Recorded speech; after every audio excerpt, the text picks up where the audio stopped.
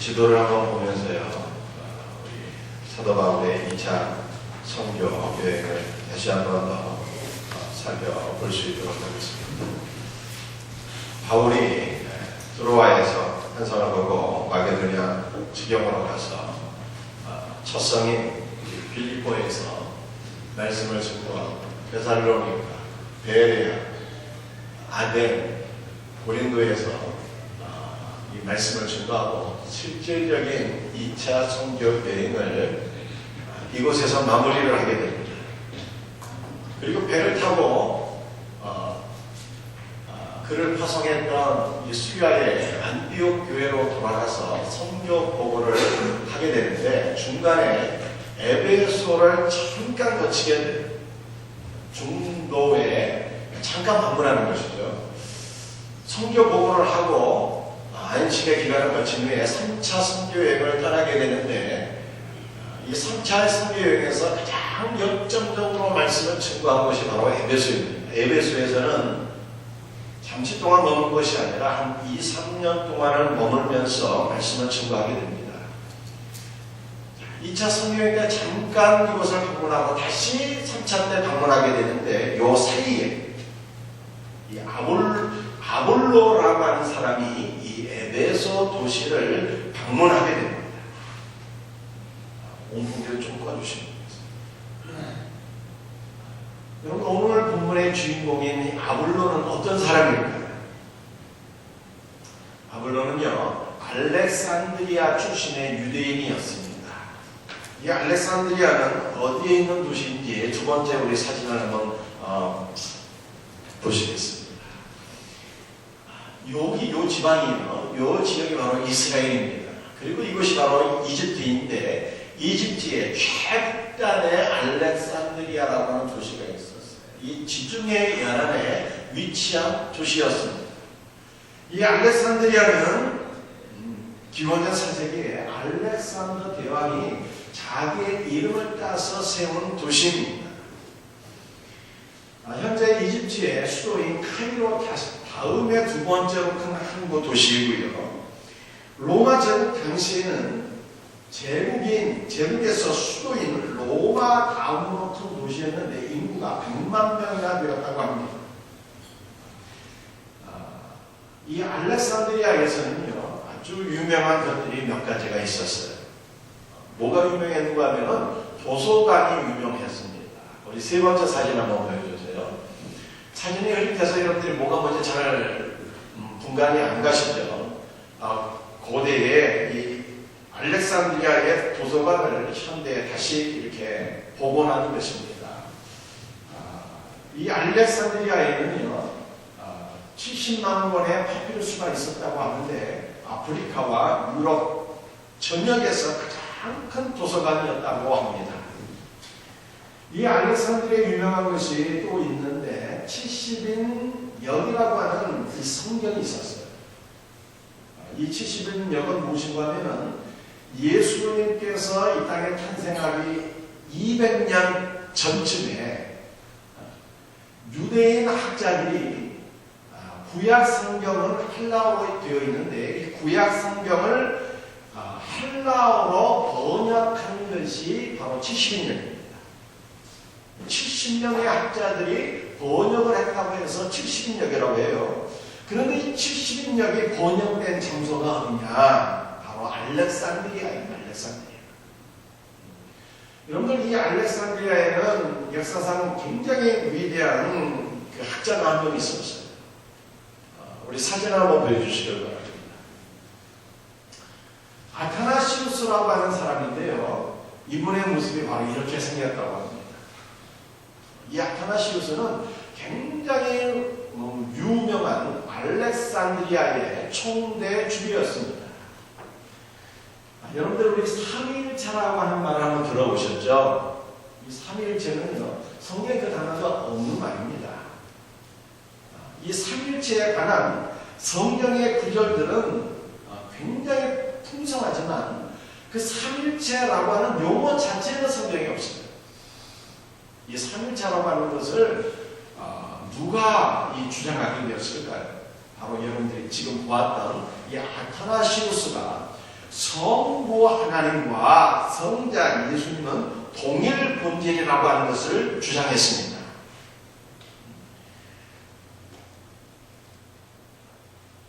그런데 325년에 기독교 최초의 세계 공의인 니케아 공의회에서 그의 주장이 인정을 받게 됩니다. 성부와 성자가 동일 본질이라고 하는 이 아타나시우스의 주장이 인정을 받게 되어서 그 위대한 삼위일체 교리가 공식적으로 세워지게 되는 것입니다. 이 아타나시우스가 바로 알렉산드리아의 총대 주교였어요. 여러분 이상에 우리 성경을 쫙 들어보니까 알렉산드리아는 어떠한 도시였겠습니까? 신앙과 학문의 도시였어요. 여러분 아테네가 우상 숭배와 철학의 도시였다면 알렉산드리아는 말씀이죠. 신앙과 학문의 도시였다는 것입니다. 그런데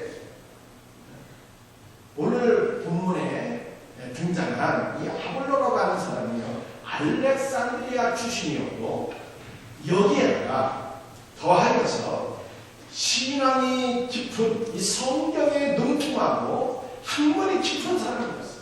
여러분 오늘 본문 말씀 보시기를 바랍니다.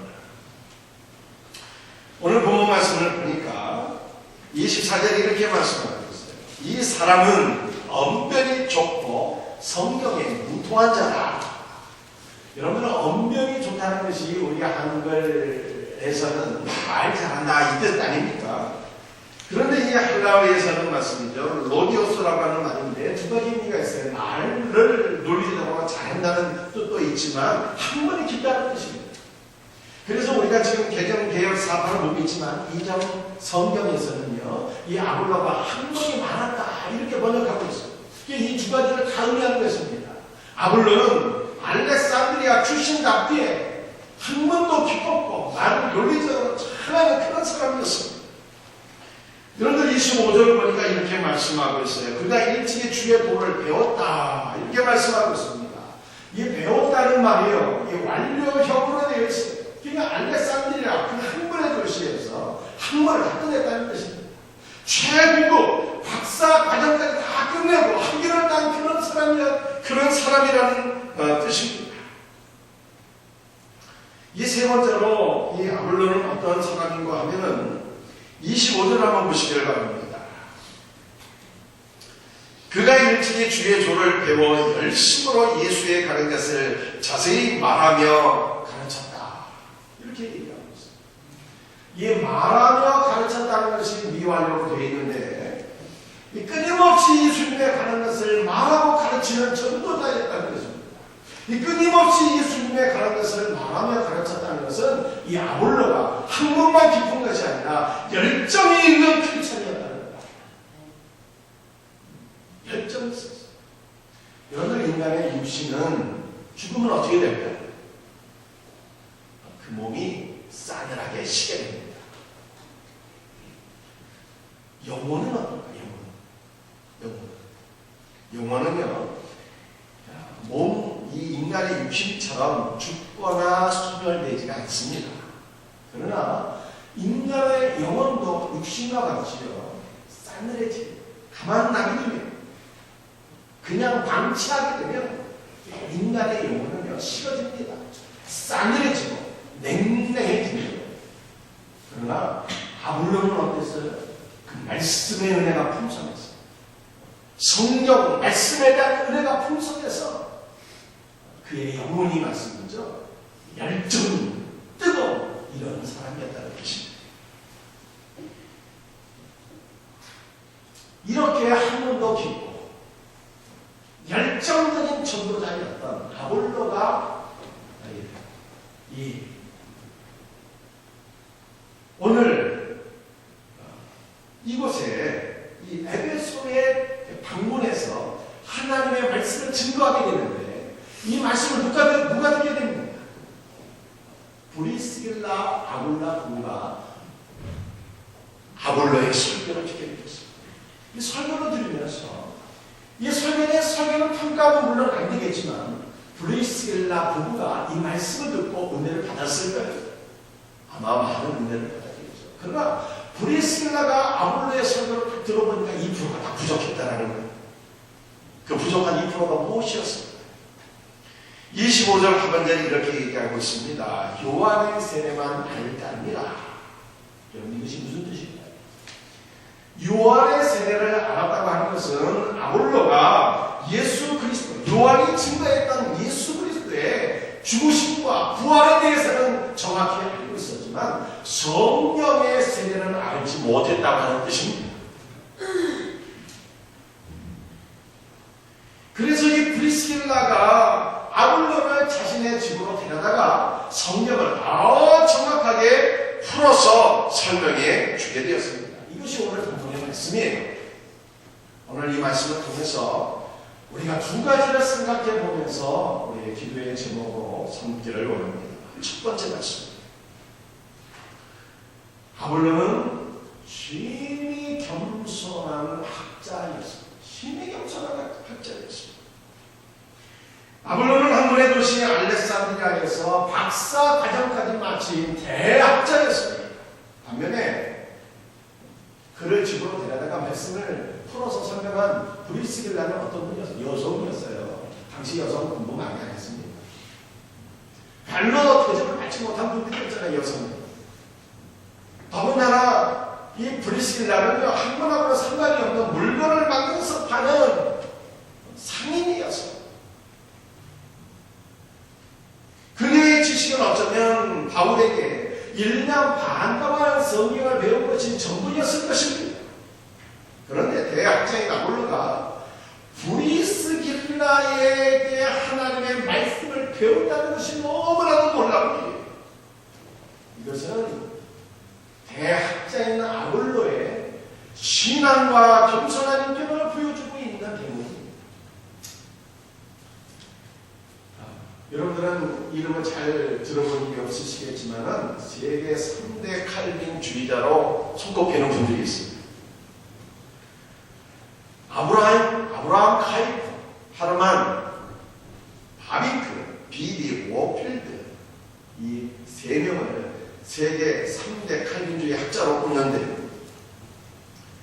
이 중에 아브라함 카이프는 유럽의 조그만 나라 네덜란드에서 상원과 하원 의원을 역임하고 수상까지 지낸 정치인이었습니다.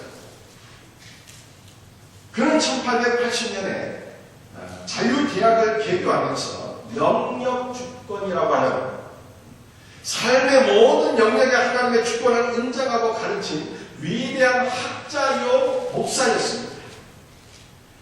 카이프는 1837년에 목사의 아들로 태어나서 라이덴 대학에서 문학과 신학을 공부하고 25세에 박사학위를 따고요. 26살에 목사가 된 분입니다. 아브라함 카이프가 26살에 목사가 되어서 시골에 베이스트의 한 시골교회로 부임을 하게 되었습니다. 이 카이프가 시골교회에 부임해서 목회를 하면서 첫 번째로 한 일이 무엇이었을까요? 성도들의 가정을 신방하는 일이었습니다. 모든 성도들의 가정을 하나도 빠지지 않고 다 신방했습니다. 그런데 그 시골 교회에는 30대 중반의 노처녀가 한 명 있었습니다. 그녀의 이름이 좀 특이했어요. 이름이 뭔가 하면은 삐처 발투수였습니다. 좀 삐치기를 잘했던 것 같아요. 삐처 발투수. 배운 것이 별로 없는 시골의 방앗간집 주인의 딸이었습니다. 이 삐처 발투수의 신앙이 굉장히 좋았는데요. 목회자를 별로 존경하지 않았어요. 아마도 그동안 시골교회에 부임한 이 목회자들의 영적인 수준이 그녀가 볼 때 별로 신통치 않았기 때문입니다. 이 삐처 발투수는 내세 영생에 대한 확신이 있었습니다. 그리고 무엇보다 성령 충만한 크리스천이었습니다. 이 삐처 발투수가 자신의 집에 찾아온 아브라함 카이프 신학자에게 이런 말을 했습니다. 목사님,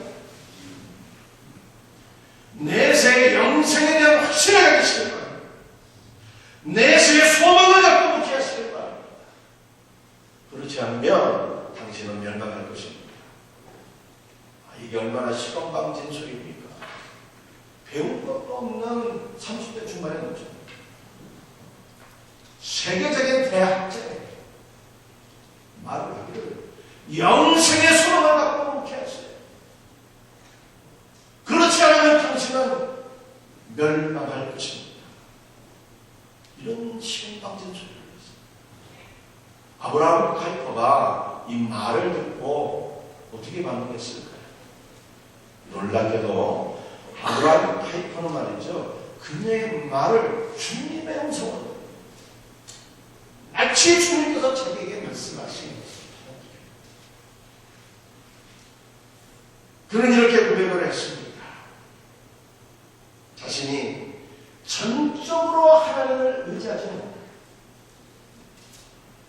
성령 안에서 살지 못했던 것을 깨닫게 됩니다. 시골 노총의 말을 통해서 자신이 그동안 하나님을 전적으로 의지하지 못하고 성령 안에서 살지 못했다는 것을 깨닫게 됩니다. 4년 후에 아브라함 카이퍼가 그 시골 교회를 떠나게 되는데 성도들 앞에서 자신의 부족함을 고백합니다. 내가 처음에 이 교회에 부임하게 되었습니다. 내가 인간적인 학식을 의지하면서 못했습니다. 온전한 예수 그리스도의 복음을 증거하지 못했습니다. 저의 부족함을 용서해 주시기를 바랍니다. 이런 고백입니다. 여러분들이 깨달음이 어디서 온 거예요? 아브라함 카이퍼 이런 깨달음이 어디서 왔습니까? 그 시골 노총의 말을 통해서 깨달음이 왔습니다. 야고보서 2장 5절 말씀입니다. 내 사랑하는 형제들아 들을지어다. 하나님 세상에서 가난한 자를 택하사 믿음에 부요하게 하시고 또 자기를 사랑하는 자들에게 약속하신 나라를 상속으로 받게 아니하셨느냐. 여러분들 똑똑하다고 믿음이 부요한 것이 아닙니다. 오히려 가난하고 못 배운 사람들은 믿음에 있어서는 더 부요할 수가 있습니다. 학문이 많은 것은 신앙의 장점이 될 수도 있지만 오히려 장애가 될 가능성이 더 큽니다. 우리 예수님은 나사렛 출신의 평범한 목수의 아들이었어요. 더군다나 예수님은 공식 학력이 아예 없는 분입니다. 때문에 당시에 공부를 많이 한 율법 학자들과 종교 지도자들은 예수님을 무시하고 믿지 않았습니다. 대학자 아볼로나 아브라함 카이퍼의 위대한적인 무엇입니까? 많이 배운 사람은 마음이 교만해서 신앙을 갖기가 어려운데 아볼로나 카이퍼는 학문이 깊지 않아요. 평범한 예수님도 머리를 숙이고 그들의 말을 마치 주님의 음성으로 들었다.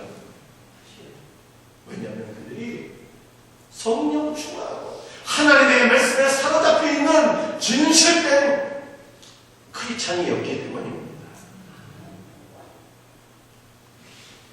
대한민국은 학력 중심의 사회입니다. 이게 어느 대학을 나왔는지가 중요해요.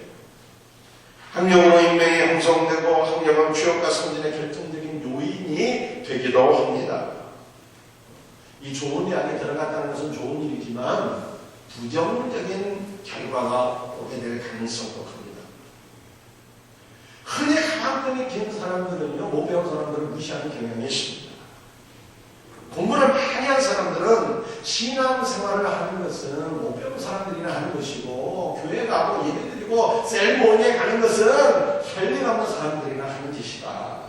이렇게 생각하는 경향이 있는 것입니다. 학력보다 중요한 것이 무엇일까요? 신앙과 인격입니다. 왜 그럴까요? 현재는 잠깐이나 매세는 영원하기 때문입니다. 자녀들이 인류대학에 들어가면 좋겠지만 우리 성도들이 거기에 집착해서는 안 됩니다. 대한민국 우리의 자녀들이 영원한 삶을 어디서 보낼 것인가? 우리는 이것을 고민하는 자가 되어야 해요. 대학보다 이 땅에 사는 동안 거룩하고 진실된 인격을 소유하고 주님을 위해서 사는 것이 훨씬 더 중요한 일이며 이것이 가장 행복한 길임을 우리가 알아야 되는 것입니다. 것들에 집중하지만 말씀에 기초한 신앙과 거룩한 삶에 집중할 수 있는 우리 성도들이 되시기를 바랍니다. 비록 형문이 약할지라도 성령이 충만하고 진실되게 하나님의 말씀을 증거하는 사역자가 있다면 그것이 목회되어 있는 평신들이 우리는 귀를 기울이고 들을 수 있는 은혜가 있어야 됩니다. 오늘 두 번째 말씀이에요.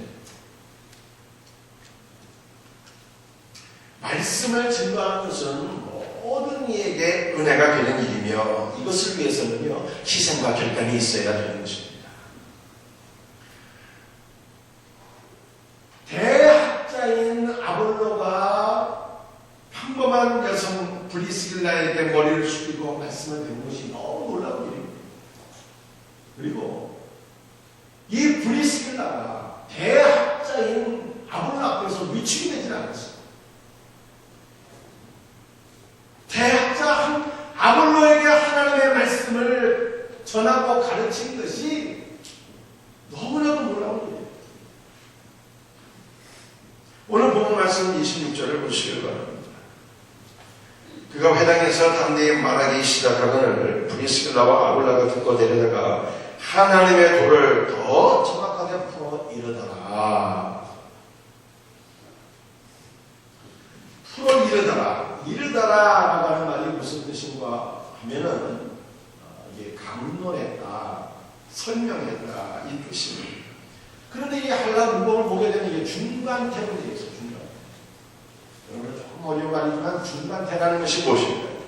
영어에는 없죠. 중간태라고 하는 것이.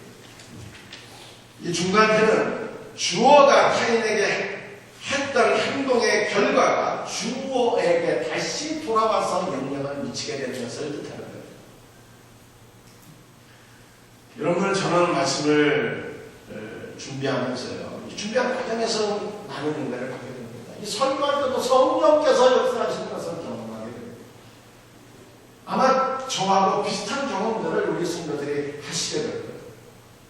우리 주일학교 선생님들 공간을 준비하고 학생들에게 말씀을 가르치는데 이게 어떻게 됩니까? 학생들이 은혜를 받을 뿐만 아니라 이 말씀을 가르치는데 이게 다시 결과가 말씀을 가르치는 선생님에게 돌아와서 선생님이 은혜를 더 받게 되는 거예요. 여러분 이게 중요한 개념이에요. 셀리더가 셀에 가서 하나님의 말씀을 나누는데 사람들이 은혜를 받지만 말씀을 전하고 가르치는 셀리더가 은혜를 더 받게 됩니다. 이게 중요한데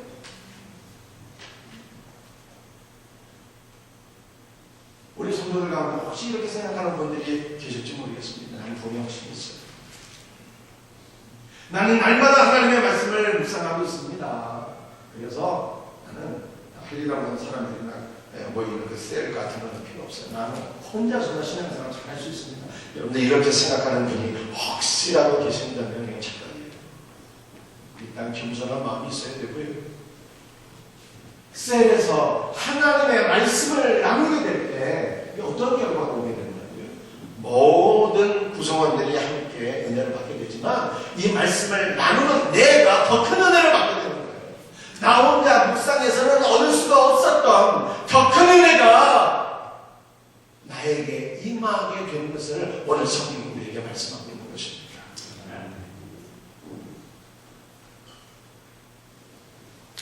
브리스길라 부부는 바울과 함께 셀을 통해서 은혜를 받고 성장했습니다. 영적으로 성장한 브리스길라 부부는 아볼로를 데려다가 셀 모임한 거예요. 리더가 브리스길라였습니다. 셀로는요, 그녀의 남편인 아굴라였고 대학자인 아볼로였습니다. 이들의 셀은 부부셀이었어요. 그러나 부부가 하고 이것은 아니었습니다. 브리스길라는 부부로 보였지만 아볼로는 싱글이었습니다. 성경적인 셀은 집에서 모이는 부부셀입니다. 집에서 모이는 것이 이상적이지만 여의치 않으면 교회에서 모일 수도 있고요. 사업장에서 모일 수도 있습니다. 부부가 함께 모여서 교제하고 은혜를 받고 함께 성장하는 것이 이상적이지만 싱글도 부부셀에 함께 모일 수가 있습니다. 싱글이 와서 도전을 받고 배우자를 셀로 인도하는 것이 가장 좋은 성경적인 전도 방법입니다.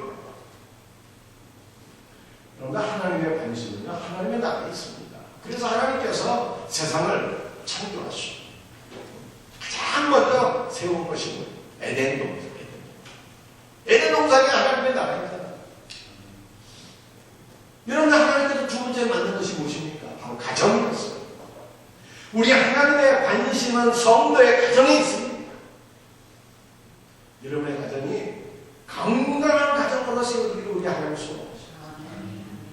여러분들 어떤 가정이 행복하고 건강한 가정일까요? 돈 많은 가정 아닙니다. 돈도 필요한 것은 있어야 되겠지만 돈 갖고 우리의 인생이 만족하게 되는 것이 아닙니다. 하나님 안에서 부부가 하나가 될 때 행복한 것입니다. 부부가 하나가 되면요, 아이들의 문제가 다 저절로 해결되는 것입니다. 부부가 하나가 될 수 있는 방법이 무엇일까요? 같이 시간을 보내고 같이 밥도 먹고 대화하는 시간이 절대적으로 필요합니다. 여러분들 일주일에 배우자와 함께 몇 분 대화하십니까?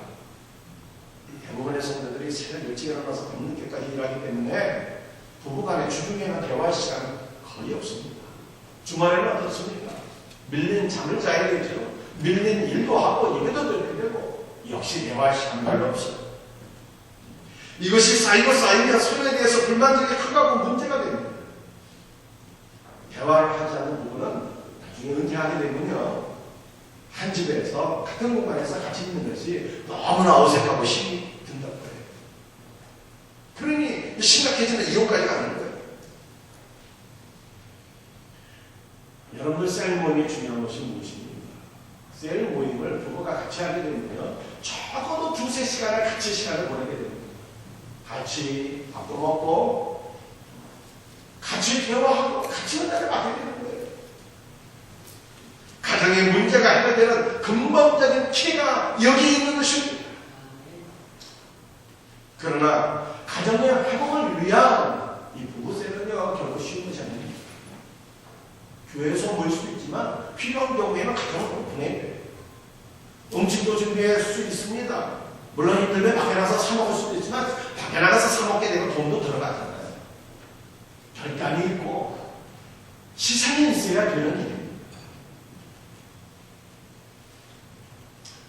여러분도 오늘 본문 말씀을 들으니까 바울이 제2차 선교를 고린도에서 마치고 안디옥으로 귀환하는데 고린도 항구, 갱별이나 항구를 따를 때 특이한 행동을 하나 합니다. 그 행동이 무엇인가 하면은 18절을 보면 머리를 깎게 돼요. 바울이 왜 머리를 깎았을까요? 이제 성도들에게 가서 성경 보고도 해야 되니까 머리를 좀 단정하게 이발 좀 하자. 그래서 머리 깎은 것일까요? 그것이 아닙니다. 바울이 고린도를 떠나기 앞서서 머리를 깎은 것은요, 고린도에 있을 때 그가 나시린의 서원을 했기 때문입니다. 나시린의 서원이라는 게 뭘까요? 민수기 6장을 보면 나시린의 서원은 소원을 한 사람이 자신을 거룩하게 하나님께 드리는 것입니다. 자신의 몸을 하나님께 드리는 거예요. 이 나시린의 소원을 한 그 기간 동안에는요, 이 소원을 한 사람이 자기의 머리를 깎을 수가 없었습니다. 길게 자라야 했어요. 그리고 나시린의 소원을 한 기간 동안에는요, 포도주나 독주를 마실 수가 없었고 심지어는 포도나무에서 난 열매 먹을 수가 없었어요. 여러분, 바울이 고린도에서 선교를 하면서 두려움과 떨리는 마음으로 선교했습니다. 자신의 애가를 철저하게 그가 느꼈어요. 그래서 하나님의 도우심을 간절히 섬겼습니다. 자신의 몸을 하나님께 드렸어요. 주님, 내 몸을 하나님께 드립니다. 나를 통해서 이 고린도가 복받게 하옵소서. 자신의 몸을 거룩하게 구별해서 하나님께 드립니다.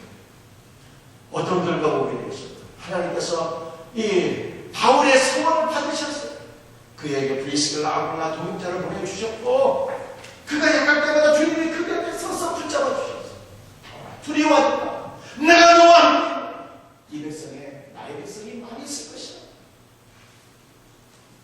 주님께서 바울의 소원을 받아주셔서 바울이 1년 반 동안 고린도에 머물면서 성공적으로 선교 사명을 잘 감당하며 많은 열매를 맺게 되었습니다. 이게 무슨 뜻입니까? 여러분들, 바울이 자신의 몸을 하나님께 드리는 헌신이 있게 될 때 하나님은 그의 헌신을 받으셨고 그의 헌신을 통해서 고린도가 복받는 위대한 역사를 이루셨다.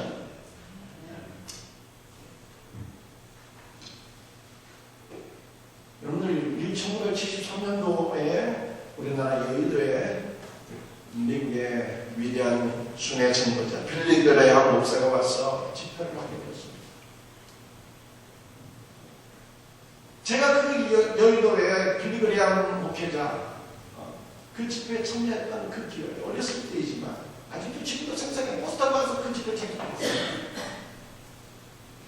그때 우리나라에 17개 교단이 참여하고요. 연인원 120만의 성도들이 운집하게 되었습니다. 많은 수감들이 그 집회를 통해서 엄청난 은혜를 경험하게 됩니다. 집회 끝나고 나서 빌리그레암 목사가 여러분 가운데 당신의 삶을 그리스도를 위해서 헌신할 사람들은 일어나십시오. 콜링하게 됩니다. 그때 수만 명의 사람이 자신의 삶을 주님께 드리겠다고 일어나게 돼요. 그 수많은 사람들을 정말 자신이 서원한 대로 자신의 삶을 그리스도를 위해서 드렸는지는 주님만이 아시겠죠. 그러나 주님을 위해서 자신의 삶을 드리겠다고 서원하고 헌신한 그 많은 사람들이 있었기 때문에 한국교회가 부흥하게 된 거예요.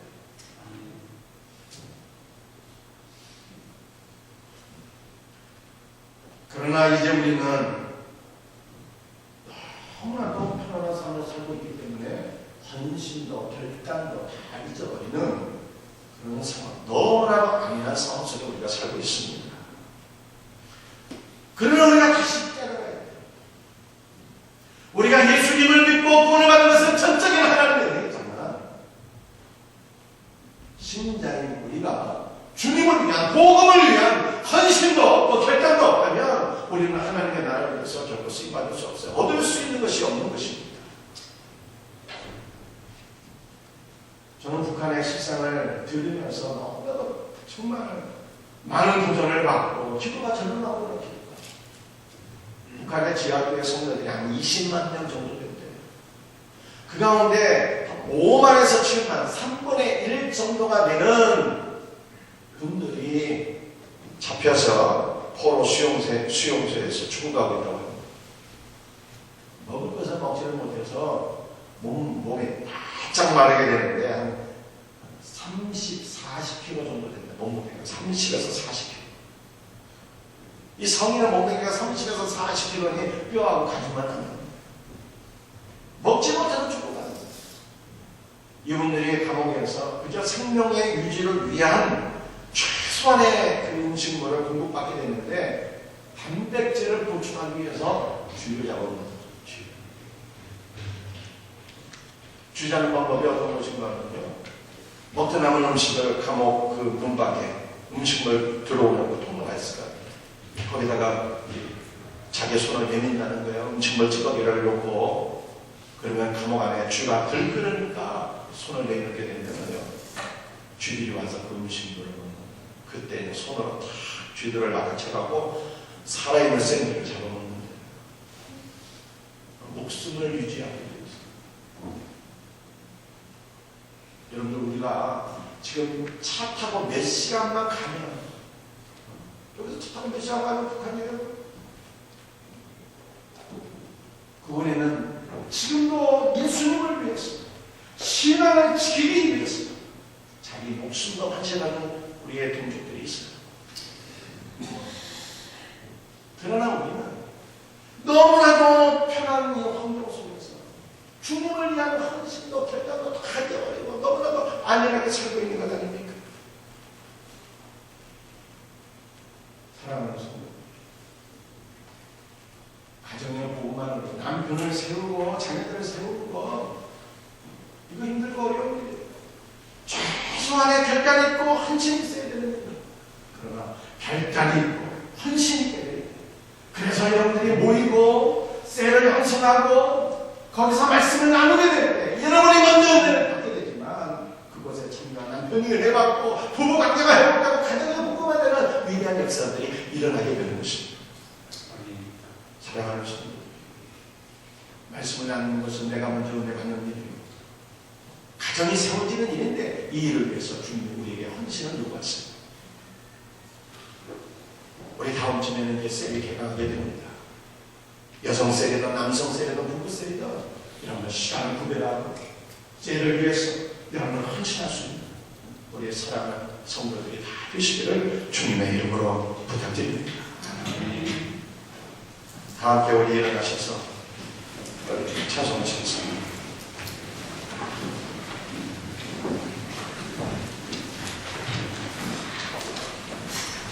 찬송가 우리 453장 찬송 455장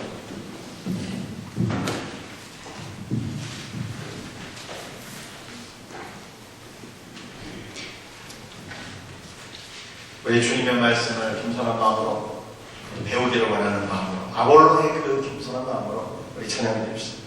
예수를 알기 원하네.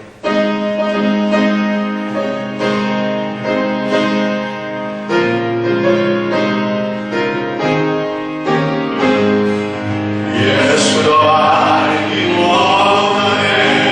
그 은혜와 계속되는 사랑을 간절히 알기 원하네. 내 평생의 소원, 내 평생의 소원, 계속되는 사랑을 간절히 알기 원하네. 되셔서 천리를 가르치시고 어떤 뜻을 깨달아 예수를 알게 하소서. 내 평생의 소원, 계속되는 사랑을 간절히 알기 원하네. 받아서 하나님 말씀을 말씀만 간절히 내가 내고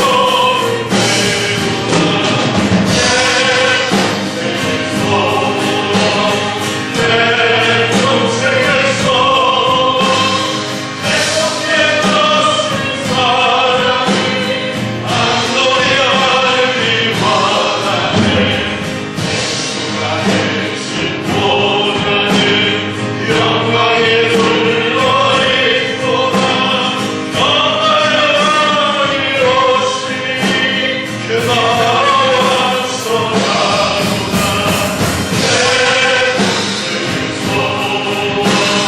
내 평생의 소원, 계속되는 사랑을 간절히 알기 원하네.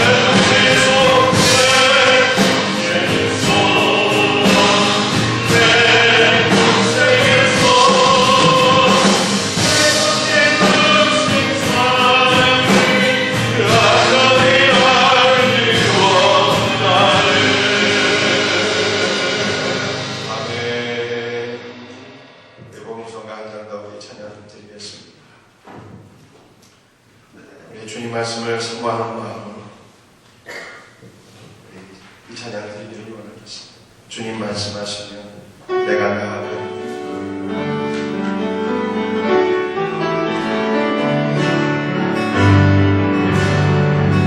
주님 말씀하시면 내가 나아가리다.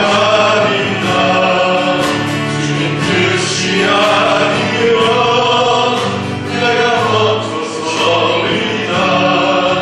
나의 가고서는 주님 뜻에 있어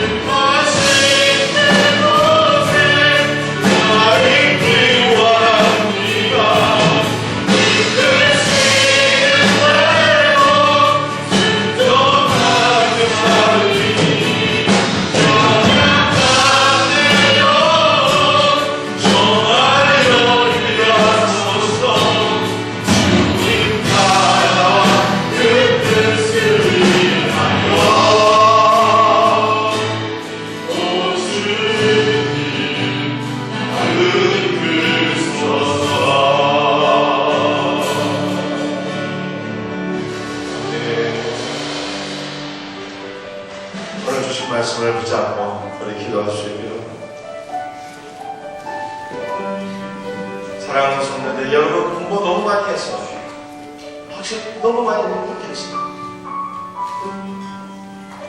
말씀의 귀가 닫혀있는 그러한 상황은 아니십니다. 여러분들, 대학자가 평범한 여성 브리스길라에게 머리 숙이고 말씀드렸습니다. 대학자 아브라함 카이퍼가 시골의 그 모처녀에게 말씀을 들을 때 주님의 음성으로 들었대요. 하나님, 우리에게 이렇게 겸손함을 주옵시고 말씀을 들을 수 있는 귀를 주옵소서. 우리 기도하시길 바랍니다. 사랑하는 성도들, 우리가 말씀을 전하고 나누는 것은요, 내가 은혜를 받는 겁니다. 여러분들, 부부가 모여서 함께 셀을 형성하는 것, 이거 희생이 있는 따르는 일이지만, 헌신이 요구되는 일이지만, 헌신이 있게 될 때 가정이 복받고 회복되는데, 하나님 우리에게 잃어버린 헌신을 회복할 수 있는 은혜를 부어주옵소서. 오늘 기도합시다. 오늘 주신 말씀 붙잡고 나같이 주여 한번 외치며 기도드리기를 소원합니다. 주여, 은혜를 부어주옵소서.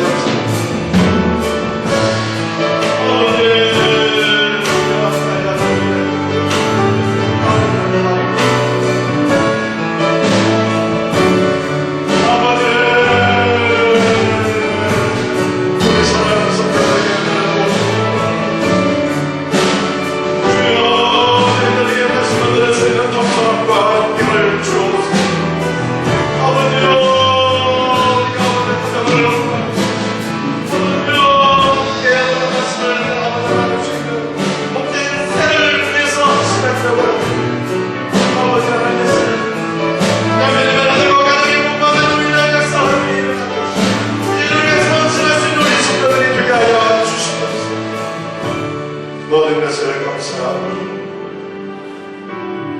거룩하신 예수님의 이름 받으러 간절히 기도드립니다. 아멘. 아버지 하나님, 감사합니다. 우리 사랑하는 성도들, 그 옛날 위대한 대학자 아브라함 카이퍼에서 겸손한 마음으로 말씀을 듣고 배웠습니다.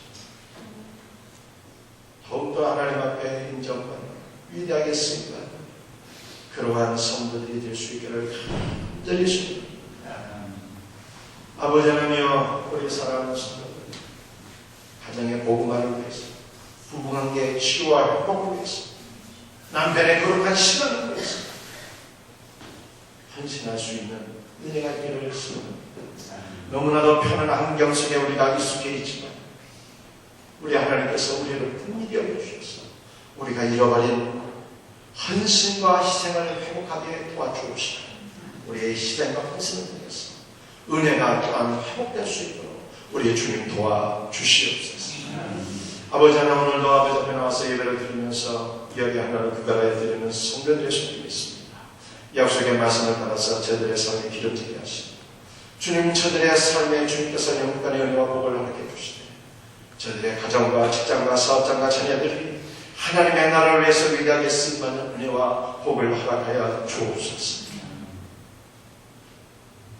우리 사랑하는 성도들, 선교와 구제의 예물을 드립니다. 다끝까지 주의 복음을 증거하는 일에 귀하게 쓰임받게 하여 주옵시고, 주정원과 헌단과 월비전과 장사업을 위해서 드려지는 모든 예물들도 하나님의 나라를 위해서 아름답게 쓰임받는 복된 예물들 되게 하옵소서. 모든 것 감사하고 예수님의 이름 받들어 기도드립니다.